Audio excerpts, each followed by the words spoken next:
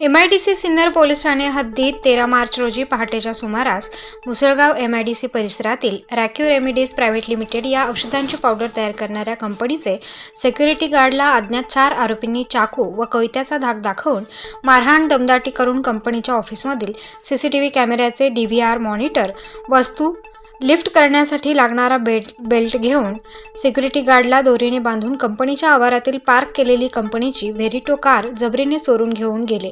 बाबत घटना घडली होती.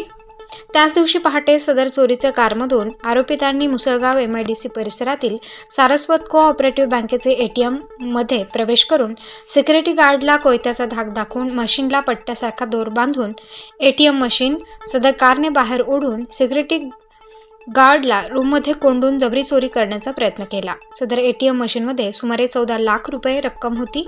सदर दोन्ही घटनांबाबत MIDC सिन्नर पोलीस ठाणे येथे 2 गुन्हे दाखल करण्यात आले होते. सदर गुन्ह्यात आरोपितांनी चोरून नेलेली चॉकलेटी रंगाची महिंद्रा कार ही घटनास्थळापासून काही अंतरावर व्यवहार स्थितीत मिळून आली.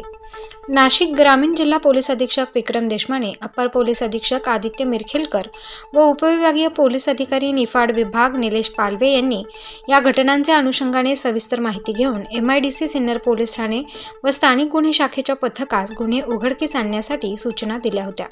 त्यानुसार स्थानिक गुन्हे शाखेचे पोलीस निरीक्षक राजू सुर्वे व MIDC सिन्नर पोलीस ठाण्याचे पोलीस निरीक्षक यशवंत बाविस्कर यांची पथके सदर गुन्ह्यांचा संयुक्त तपास करत होते. सदर गुन्ह्यातील आरोपितांची गुन्हा करण्याची पद्धत, गुन्ह्यातील साक्षीदारांनी आरोपींचे सांगितलेले वर्णन व त्यांची बोलीभाषा यावरून स्थानिक गुन्हे शाखेचे पोलीस अंमलदार विनोद टिळे यांनी गोपनीय माहिती काढून सदरचे गुन्हे हे सराईत गुन्हेगार प्रवीण उर्फ भैया गोरक्षनाथ कांदळकर राहणार शहा तालुका सिन्नर याने त्याचे साथीदारांसह मिळून केलेले असल्याची खात्रीशीर बातमी मिळाली. त्याप्रमाणे स्थानिक गुन्हे शाखा व MIDC सिन्नर पोलिसांनी मुसळगाव परिसरातून आरोपींना ताब्यात घेतले. आरोपी गोरख लक्ष्मण सोनवणे वय वर्ष 28 व सुदर्शन शिवाजी ढोकणे वय वर्ष 28 सदर आरोपींना वरील गुन्ह्यांच्या तपासात चौकशी केली असता त्यांनी त्यांचा साथीदार प्रवीण उर्फ भैया गोरक्षनाथ कांदळकर राहणार शहा व एक विधी संघर्षग्रस्त याच्यासह मागील आठवड्यात मुसळगाव MIDC परिसरातील कंपनीतून एक 4 व्हीलर कार जबरीने चोरून